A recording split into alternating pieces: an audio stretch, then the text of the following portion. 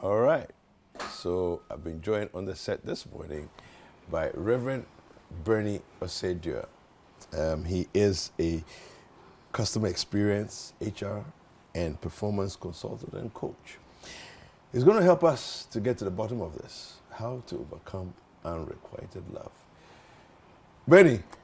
David. It's good to have you here. Thank you for having me. Yeah. So, first of all, what is unrequited love? I think unrequited love is basically love that is not reciprocated. So the love that is not returned. In simple terms, loving someone and the person does not openly love you back. That is what we mean by unrequited love. Yes. Now, what is it that, first of all, puts us in a situation where you find yourself falling in love with someone and yet the person is not loving you back? Okay, so the truth is, people don't choose where they fall. Okay. And that's one of the things love is. People don't choose where they fall. You can't stumble and then you decide, I don't want to fall here. I like that.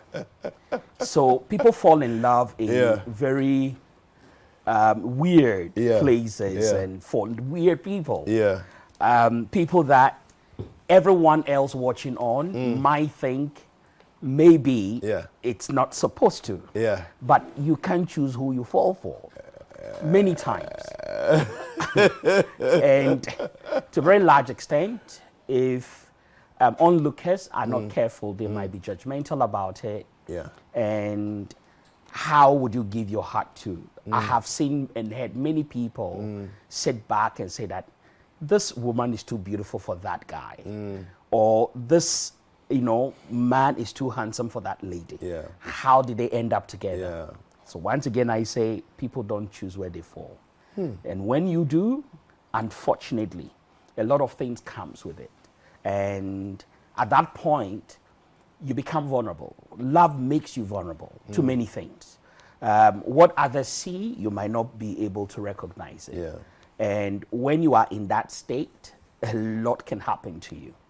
What makes it worse, however, is when you show so much of it to an individual who does not, pay back that, then it becomes even a major issue.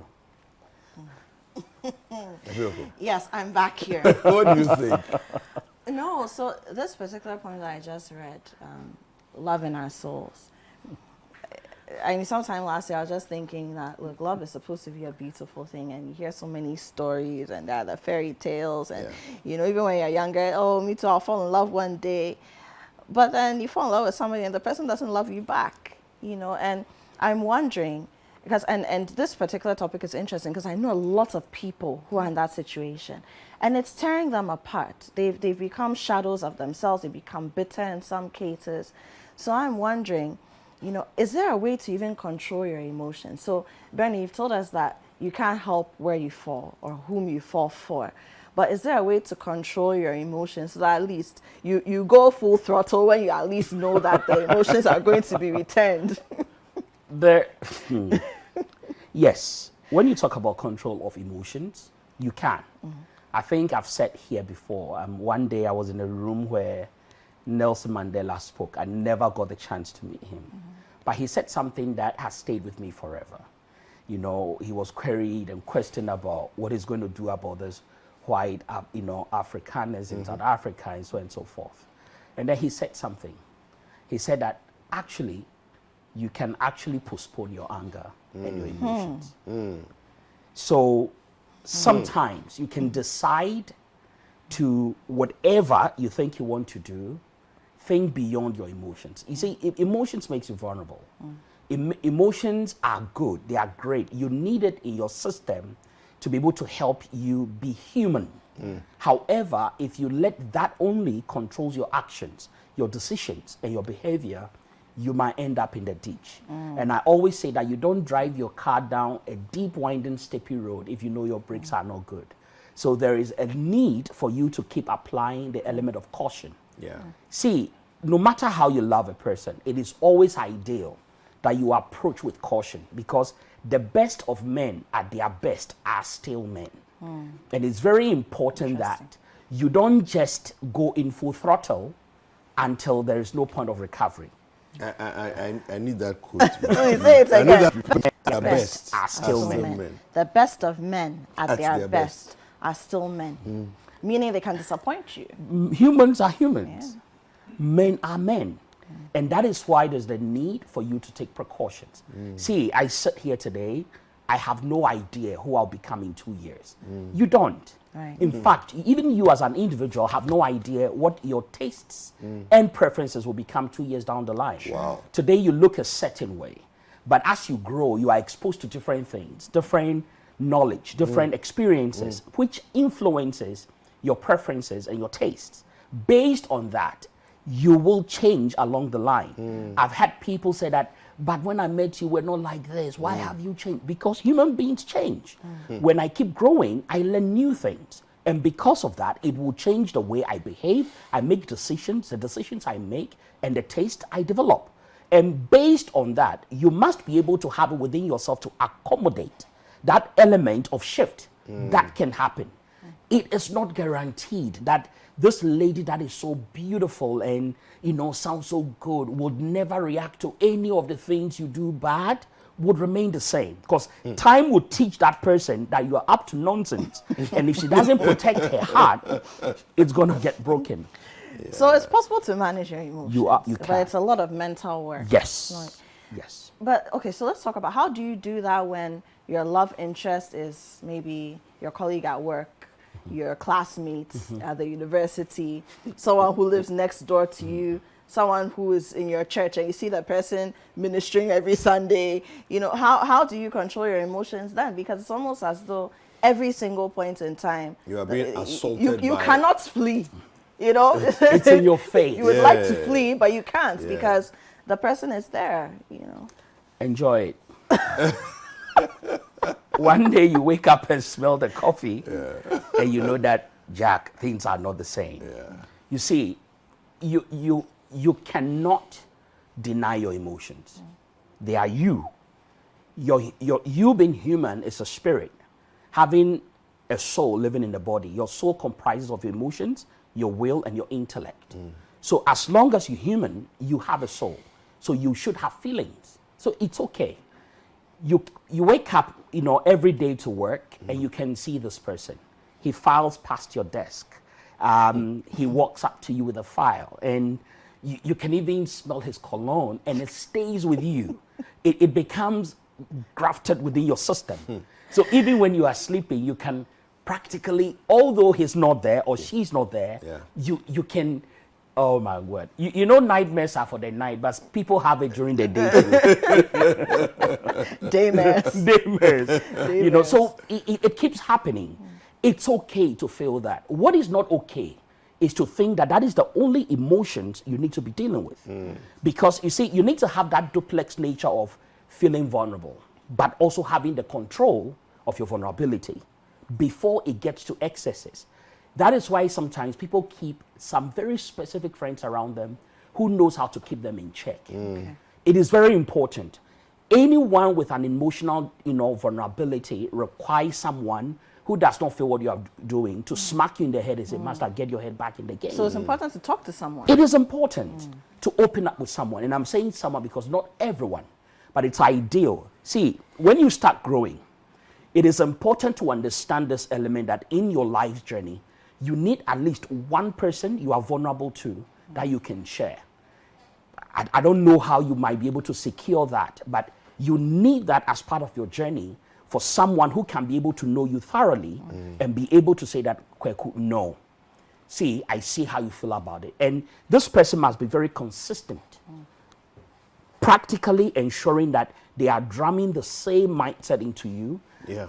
So it will calm it down a bit. It's not like it's going to change, immediately, but constantly the reminder will print in your mind that, okay, yes, I love him. Yes, I love her, but I need to approach also with caution. So how do you deal with a situation where, and now it's your partner, it could even be your husband or your wife, who doesn't love you anymore. You can see it all. The signs are there. The person may even have said it, but in your mind, you married me, I'm staying here today, forever and ever.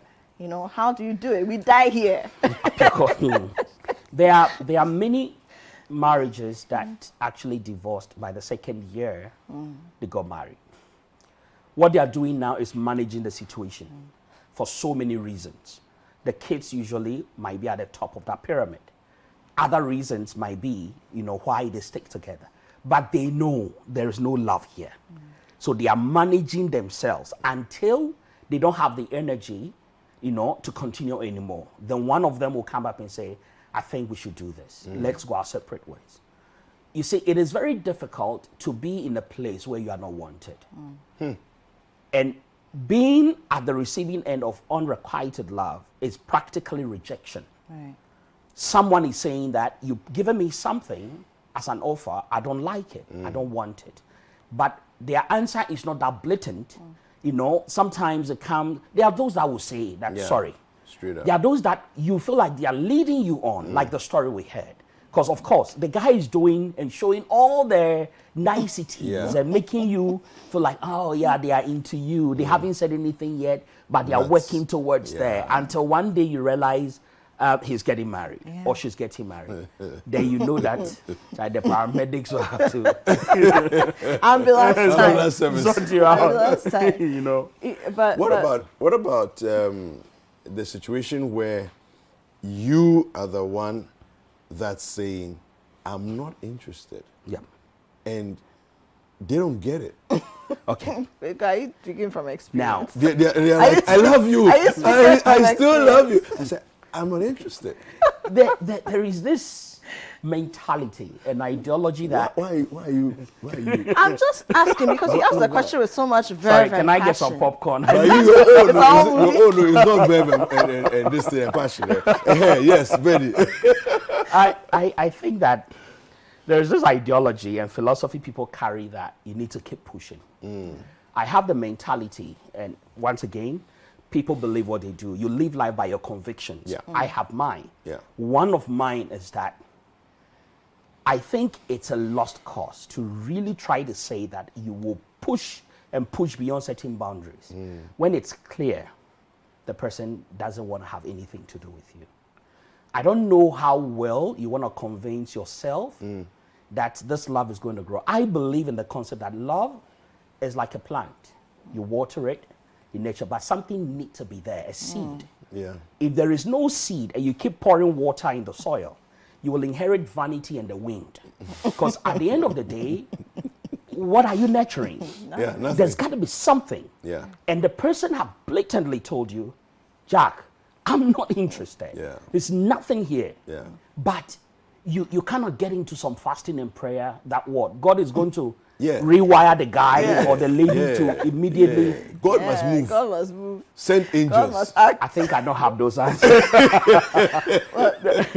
Bernie, I mean, we need to wrap up this conversation shortly, but so how do you overcome it?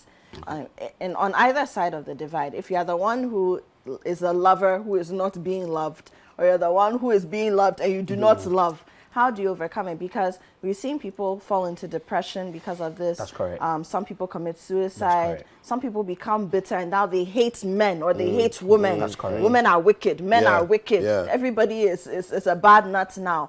Some people have become obsessed. They are stalking their love interests, calling their wives and their girlfriends or their husbands and their boyfriends, you know, doing all sorts of things. That's correct. Essentially becoming monsters. Following them around town. Yeah, how do you overcome it? And we have seen it too. We have seen it. Oh yes. Wow. So how do you overcome it so that you maintain your humanity and your sanity? See, it is very important if you are in that situation. Manage it like you will manage rejection. So first I will speak to one side. You giving it and not getting it back. Have the acceptance and understanding that not everyone will value who you are. Go to the place where you are celebrated instead of where you are tolerated. It is ideal that you understand we are not designed to excel everywhere. Okay. We are not designed to do well everywhere. We are not designed to be accepted everywhere. Okay. Inti na yɛn mpanyinfoɔ ebu bɛ sɛ yiwu baabi a kɔ baabi kuro dɔɔso yɛn tena faako Okay. ɛngye ne nguase. Wow. Okay. Right. So okay. I like that. You know, when you find yourself in a place where the love is not coming, trust me, someone is dying for you. Someone cannot sleep because of you.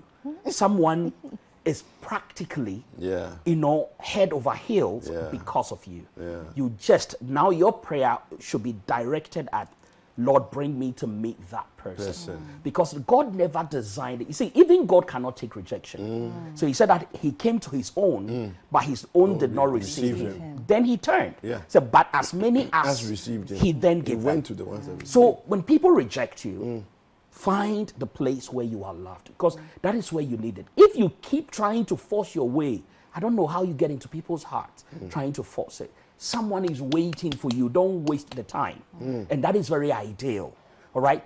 Because it is important. So for me, first talk to someone, have that acceptance that maybe this is not for me. And there is someone else that is waiting for me. Start praying towards it. But it's important you talk to someone who can be able to help you through having the self-acceptance, having the self-realization to come to that acceptance, and working through the emotional intelligence to overcome. Why will you throw your entire life away because of one person's rejection of you?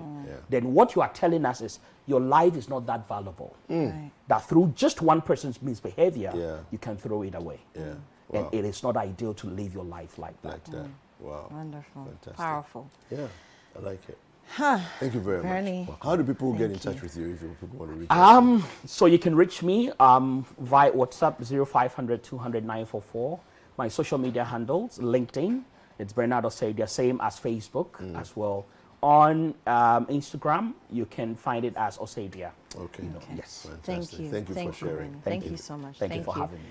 So, Breakfast Daily continues. Let's take a look at our entertainment highlights now.